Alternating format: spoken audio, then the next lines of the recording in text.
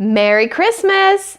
Welcome to the 2017 season of the 12 Days of Service story time.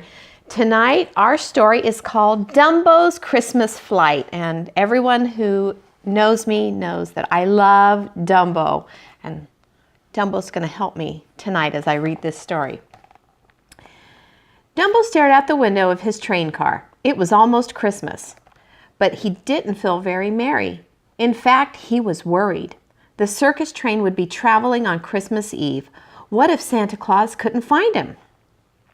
"Oh, come on, little guy," said Timothy Q. Mouse. "I know you're worried, but Santa Claus always finds us, honest. He fills my stocking with peanuts every single year. He never misses one, no matter where we are." But Dumbo just stared out the window. Timothy was determined to help his friend feel better. He thought and thought. Suddenly, he snapped his fingers. "Say, I've got it! Why don't we fly to the North Pole and see Santa ourselves?" Dumbo smiled and nodded happily. Timothy jumped into the little elephant's hat, and the two of them took off. After soaring north for a long time, the two spotted Santa's workshop. Elves and reindeer stood huddled together, looking up at the building. Dumbo could tell something was wrong. "Hey, everybody, what are we looking at?" Timothy asked when they landed. "It's the toy chute," an elf explained, pointing at the top of the building. "The toys we make get to Santa's sleigh by traveling through a door. At the top of the workshop, there's a chute, and they slide down, but something's stuck inside the tunnel. None of us can get it unstuck, and the rest of the toys can't get through."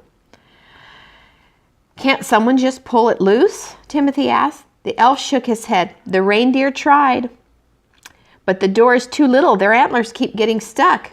It's Christmas Eve, and Santa is supposed to be leaving soon." Dumbo realized that if Santa had to leave without those toys, some children wouldn't be getting a Christmas present. He had to help. With a flap of his ears, he flew up to the little door. He couldn't fit his whole body through, but he had a long trunk and it fit just right. Dumbo reached in, felt the little doll whose hair ribbons had gotten tangled. His trunk worked quickly to unknot them, and the toys began to move down the chute again. Everyone cheered when Dumbo got back to the ground. Then he heard a voice from behind him. "Ho, ho, ho! Thank you for fixing our toy chute, Dumbo." "You know who Dumbo is?" Timothy asked Santa Claus.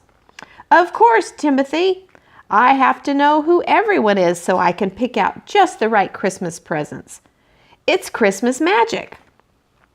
He turned to the little elephant, "And that includes knowing where you are on Christmas Eve, Dumbo, even if you're traveling." Santa looked at his sleigh. "Thank you, Dumbo. It looks like we're ready to go." "Say, would you like to fly with us?" "Golly, would we?" squeaked Timothy. Dumbo nodded enthusiastically. "Then off we go. First stop, the circus train," called Santa. And so it was that 8 tiny reindeer, 1 elephant, and 1 mouse took off into the sky to deliver presents to all the little girls and boys, and they didn't miss one. I hope you enjoyed the story. Merry Christmas!